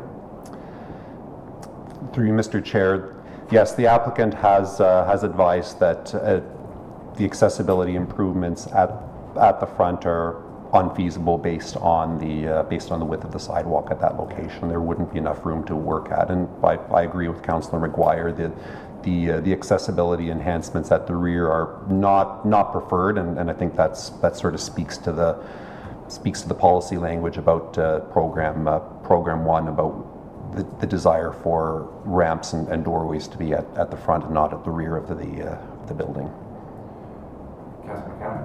Will the change that they're proposing, will it meet the new ODA standard for accessibility? If it's at the back and what they're, just assume it did, or we wouldn't have approved it, right? Yeah. The chief building official advised that there would need to be a little bit of work, but it's close enough. Enough work has been shown that it's close enough that it can be achieved fairly easily, and that would be a condition of funding approval if council grants it. Thank you. Okay, so for those first two that you mentioned, Councilor McGuire, it's more of a comment on what the policy is, because I'm assuming that the staff committee went through the policy, scored this application, and said it was a fit. So that might want to be a conversation we have later, because I don't disagree with what you're saying in terms of HVAC, that sort of thing. But that being said, I'm going to acknowledge that they are putting an investment in, and as the report says, the construction work is over $300,000, and so we're leveraging $100,000 for. So overall, other than the one we're going to go back to the applicant, I'm fine with this report. Just my last comment was on the number 7, the blue door spot, and it goes to the vinyl covering in the front door. Just a previous precedence of the law office at the corner of Main and Beckwith, and the vault or the restaurant at the corner of Beckwith and Russell that we didn't approve last term or last year. To put the and it's also I don't understand why in the last when the fitness center came wanting to put the vinyl on the windows, which ended up going ahead and I think looks fine. That wasn't recommended, but this is recommended. Of covering the door in vinyl, so I'm not sure. What's that? Okay, go ahead. Is it recommended, because is that not 16 Buckle Street South? Yeah, that's not, And in the chart it said not approved. Okay, sorry, then I'm confused. that was the, number 7 was the, oh, John, So that part's out of the. number 7 was the hub, food hub, in the report. Oh, sorry, I just got my PDF messed up here. So those are, Number 6, yeah, okay, so number 6, we're not funding the vinyl covering on the door, just the sign change. There's a great chart on the very end of this, on page 11, sorry. Sorry, Mr. Chair. Sorry. Okay, no, that's good then. So yeah, those are my comments on this stuff. okay, Thanks. so I think we got that, through that. Okay, so just, maybe an update on the one that we're gonna go back to the, and other than that, we can go ahead and do, we need a bylaw, or motion, bylaw next week. It'll be one bylaw with numbers 2, 3, 4, and 5 in the recommendation, as well as number 1 and 2 under program 1 and 2. And it'll be one bylaw with separate agreements for each. Okay. Mr. Chair. Yes. So just on the suggestion that maybe, I don't know if it's a 1-year review or after we've been through a couple of rounds, Councillor McGuire suggesting we look at the policy again to tweak it if it needs tweaking. Is that, do we have it scheduled or? I might suggest there's gonna be a fall intake after that, then that, because the people that are thinking about it now are looking at it as it is now. So with the knowledge of if we're gonna review the whole thing after the fall intake, then that would give a runway for people to consider whatever changes we make. Yeah. Through the process also outlines an annual monitoring, Mr. Chair. Every after the fall intake, we do some outreach to successful and unsuccessful applicants to get their feedback on how the process worked. That also gives us the opportunity to do a little bit of policy work. It's a fairly new document. We want to see how it works over the longer term. And I think another thing that we're also operationalizing that we didn't last year, now that we've gone through a couple of these intakes, are projects that have been funded but not started, and that's where we work on a process for either closing them off, returning funds to the reserve, or how we manage that. So those are the items that staff are working on now and will be working on in the fall after the fall intake. Thank you for that. And thank you for the report. Thank you. 10.4, award of tender, Arena feasibility study report. Director Dauber for Director Clark. Hi, good evening. Thank you, Mr. Chair and Council. So this report really deals with the 2024 capital project, the feasibility study, which I believe had an $80,000 budget to it. I've understood that there's a procurement disclosure process as part of our procurement policy here, which I've never had before. I think it actually works quite well to speed things along. So that's great. This one came a hair over. The project itself, we're looking to award it at $79,930. When you factor in that 1.76%, that's not rebatable portion of the HST, it brings it about $1,300 over that budget requirement. So. Having said that, we're bringing it to council to fulfill the procurement process and look for a council resolution to be able to award this to, hopefully I say this right, Nastadia Recreation for this project. I'd be happy to take any questions. Do you have any questions? Councilor McGuire. Thanks. I know it's not your report, so I don't know. How did they score? How were they reviewed? Or Unfortunately, sorry, through the chair, I wasn't part of the evaluation of that, but I believe there was just a few small comments as to why it was awarded in the to this vendor. 2 bids were received, however, only 1 bid was found to meet the deliverables outlined in the tender package, which I would take and to mean that the other one didn't kind of meet all the criteria, didn't maybe provide the information that was necessary. I can get the director to update on that, but my assumption would be that the second bid that was received didn't hit all the important points that were within the tender process. Councillor Miller?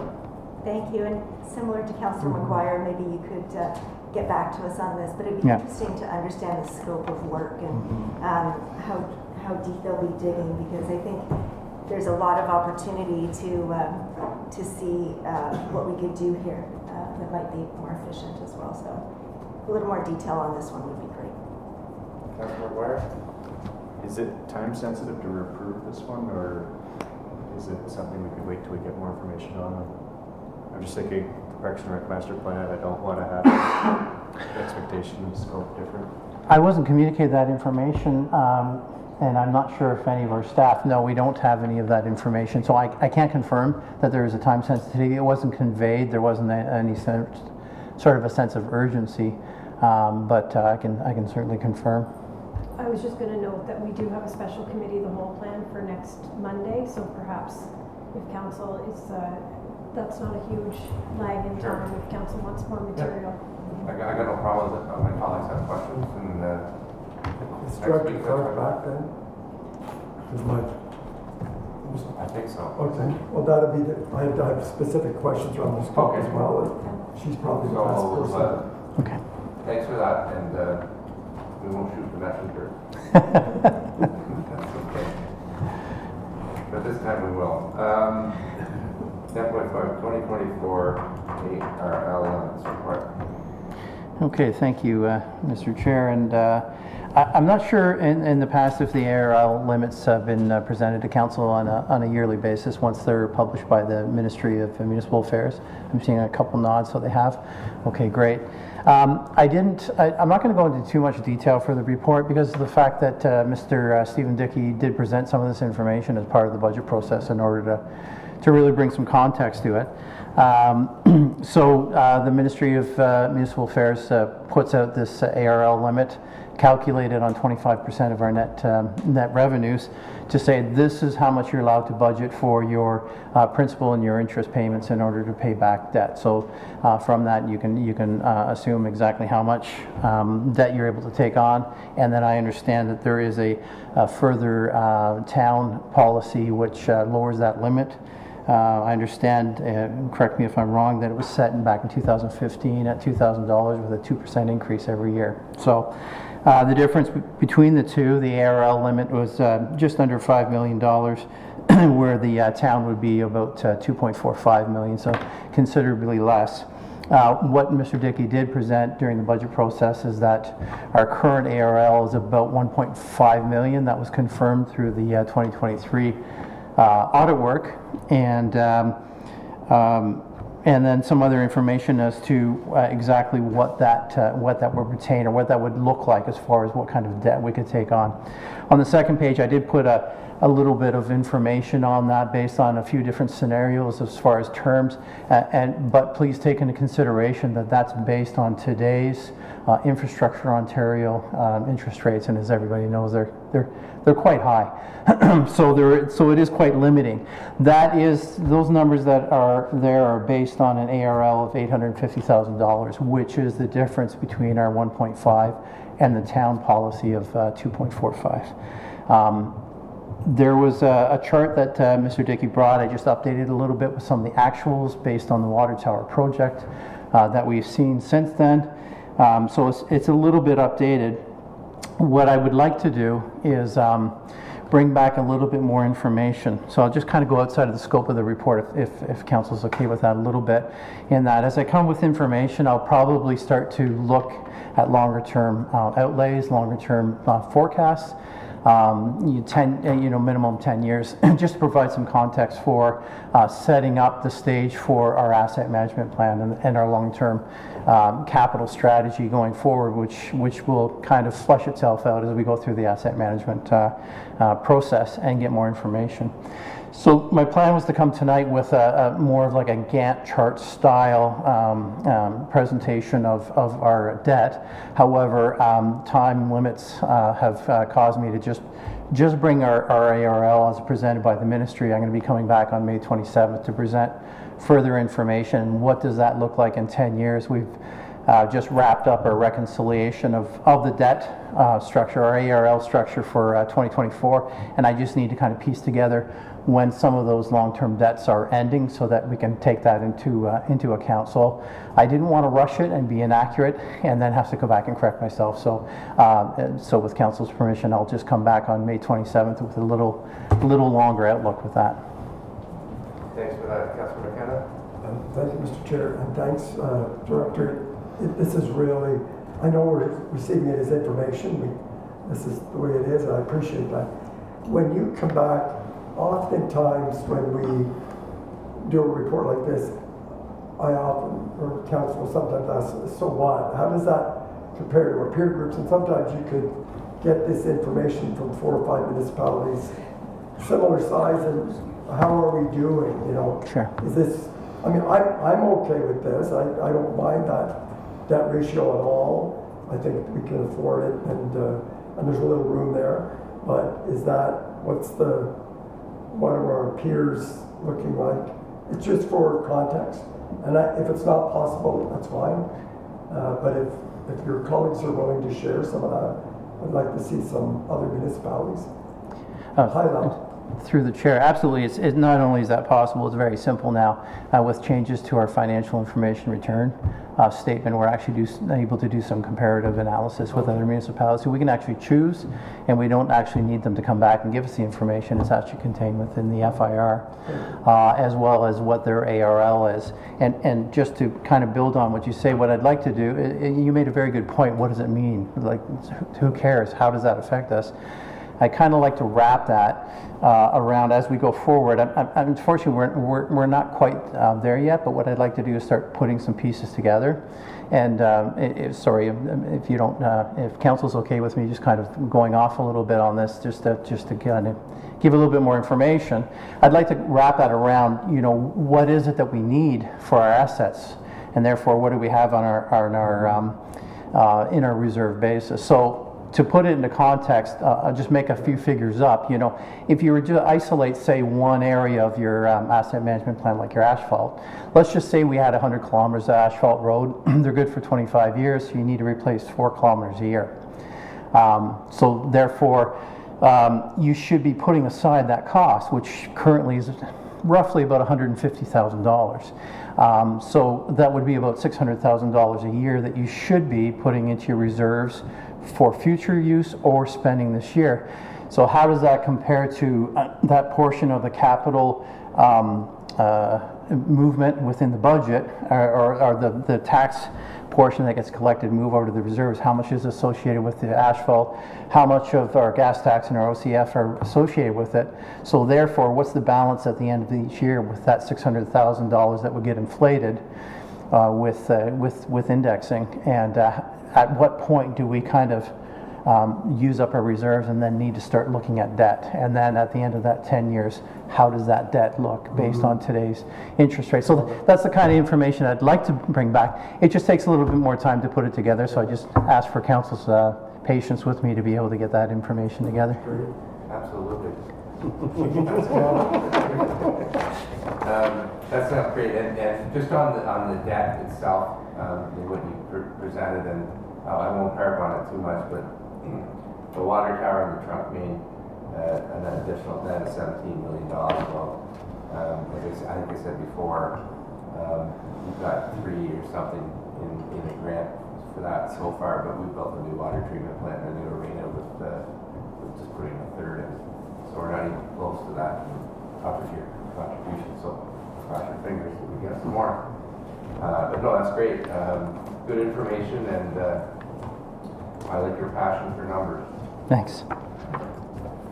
And you're still there for the final tax report?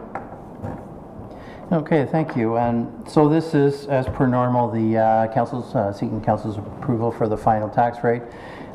We've, as per normal, standard across municipalities and also at Smith Falls from year after year, calculate out the required tax levy and how that affects all the different classes within the tax system. Providing the information both to the public and the council so that there's an understanding of exactly where those tax dollars are coming from for both the tax levy and also the DVA rate on that portion of it as well. I'm not sure if there's any information you need besides that, because of the fact this is just kind of a standard procedure, but I'd be happy to answer any questions that any councillor has. Question? Yeah. Thank you, Mr. Chair. And again, this is pretty standard, but do you have a vision where this is going? Are any reviews of the rates? Do you have a set? You've got some great ideas on the on debt managing and asset management plan. Is there anything on this that you envision? So it's through the chair. If you're talking about like, does there need to be adjustments to the tax ratios and how that's distributed? That's a touchy one. That's a real touchy one, because whenever you affect one class, you affect others. You know, if you want to give a break to the commercial units, how much is that going to affect the residential units? And if you know, so on. There's so many complexities to it. And it's one that I've been involved in before, but it's usually been with sort of a consultant like MTAG. I'm not sure if you're familiar with them, because they're able to kind of calculate exactly what those percentage changes were. I'm able to do that as well, but to be able to work with the consultants with it might provide a little bit more context and information to council. I don't have a vision at this point, not as of yet. But I know that there has been a new subclass that's been added, so we can certainly come back with some information. How does that affect that? But as I was writing this report, I actually did think of that, and I thought if council would be interested, it wouldn't be too difficult to put together a little bit of sensitivity analysis to say, what if we adjusted the commercial down a little bit? What if we adjusted the industrial up a little bit? Like, we could put together a little bit of a few scenarios of this is what the changes would be for the average ratepayer on a percentage basis, or something along that line, but it wouldn't be too onerous. Mm-hmm. Yeah, just to follow up, I'm not trying to make you do work that you've got enough to do. I just thought with your fresh eyes, you walked in, you didn't see anything glaring there that you said, oh boy. No. So, and you're also saying that it's complicated, and if it ain't broke, I'm fine with that. But I do enjoy that kind of work. Okay. Councillor Barr. Thanks, Mr. Chair. Thanks, Paul. On Councillor McKenna's term of thinking, for me, the big one's the impact assessments. For the sake of tax fairness in town, the assessments are all over the place. People with expensive properties are paying very little tax, and other people are paying very high taxes. So I'd really like to see the province update those impact numbers and get us back on track. Yeah, and I'll sort of echo that, but you're dealing with 2015 numbers, but that's in ancient history, and it's out of whack, and that all the rest of it. But the question that was put to me by someone, and I know the answer, but I want to ask you anyway. So for the new builds, so a new build is are they assessed in today's dollars, or are they assessed in 2016 dollars?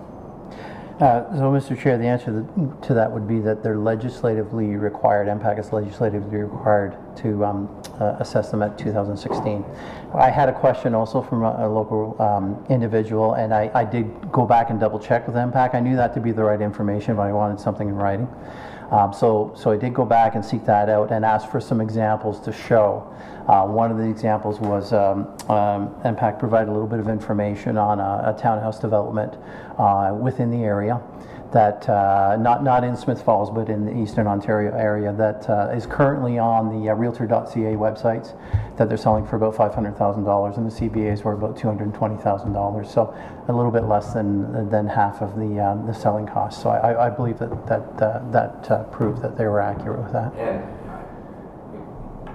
when and if, and I hope it's when, the MPAC updates everyone's assessments, that doesn't mean that we have a huge tax windfall. That means we have to look at our rates.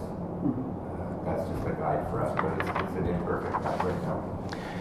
If I could, Mr. Chair, I'd add on to that you're right. It wouldn't cause people tax rate to go through the roof, but as our requirements here in 2024 are $18.9 million, and a new assessment would just look at exactly how that pie was distributed, and I don't guess that there'd be a whole lot of movement within it. It'd be fairly consistent.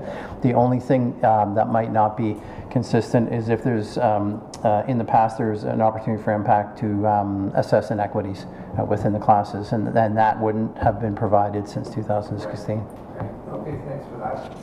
Thank you. Report, and we will pass the bylaw to make it all official next week. Thanks. Okay. Okay, so we had one added. Priority item 10.7. Just a brief discussion about the power, and I'll let you lead it off. Thank you, Mr. Chair. Just to, as Council knows now, we learned Friday, I think, that the early June powwow is canceled for Smith Falls. Very disappointing news. It has always been tenuous. It's hosted by the School Board, Parks Canada, the Town of Smith Falls, and Indigenous partners. And in that way, no one's really owned it. It's been a collaborative effort to pull it off. That in some way added to what's happened now. It's the partnership has not been firm. Funding some years is there and some years it's not. I think it's more than it's a very important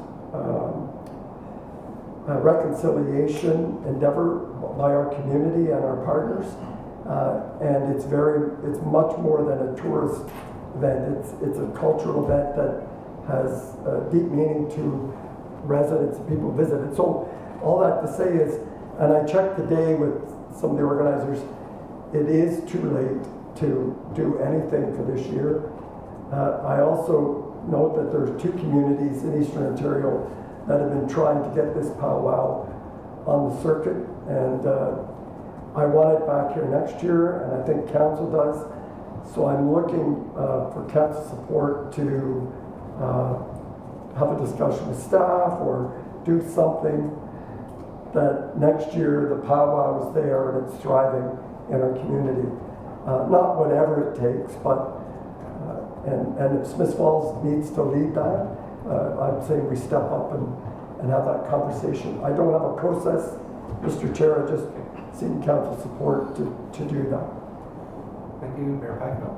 Yeah, Manager Crowder and I had several conversations the last couple of weeks, a few weeks as it was related to this, and the challenges in trying to work with the school board, not for a statement, the challenges the school board faces in trying to provide the funding support they've had in the past and try to combine with what we're doing and then grants that you relied on to make this happen. And when things don't come through as anticipated, obviously it creates a problem. So, but I think if Julie can come back, because she is already working on a plan for next year, and I suspect it means a bigger role for us, but also the possibility of other funding sources which could help offset some of the visible expense. But I think it's recognized, certainly within the town, and I think obviously with council, that this is a premier event and that we need to bring back for next year. So I guess my kind of suggestion, I would agree, we have Manager Crowder come back at a future meeting with sort of the plan for 2025. Councilor Miller, you had something? Just a quick thought that maybe the money we set aside for this year's event could be deferred and held for next year's as a way to kickstart that process versus reusing it in a different way. Because I can speak firsthand that grant opportunities are not as frequent and lucrative as they used to be, and so there will be more of a financial burden on us, I'm sure. Not a bad idea. So we're in agreement. Try to keep this on the radar and get it going for next year. Okay, good. We have no committee, board, and external organization updates. We have one correspondence item from Councilor Greer Madawaska regarding the municipal equipment operator course. I trust we've reviewed that. Should we bring it forward for committee of whole, or should we just have direction to the resolution? Could we send it to Director McMahon, and if he thinks Okay. it's good, put it on the agenda for the next council Okay, meeting? sounds good. Mr. Chair? Yes. This piece of correspondence item has been vetted through the management group Okay. already, with Director McMahon's approval to come to the council table. Okay, well, I support it. Sure. So can we do that for council next week? Okay. Great. No notice of motions. Adjournment. I have a recommend motion that the committee adjourn its proceedings at 6:55 p.m. Stand so adjourned until the next duly called committee meeting. Moved by Councilor Robinson, Councilor McGuire, all in favor?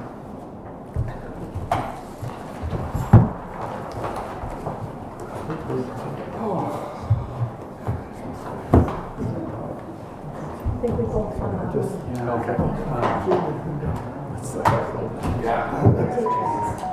On how long it's going to take. They have me worried about them 6. Sorry for my rabbit Mr. Chair. I think we need to. You need commitment to take any initiative.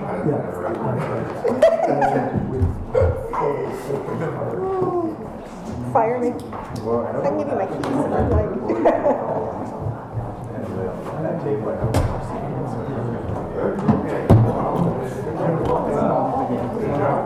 Yeah, I think it's we all.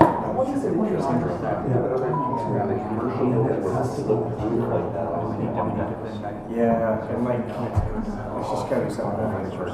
Like, maybe the corrugated steel's fine, but if they, The leadership. and those aluminum signs, I think it'd be a little bit more. Because we're trying to read.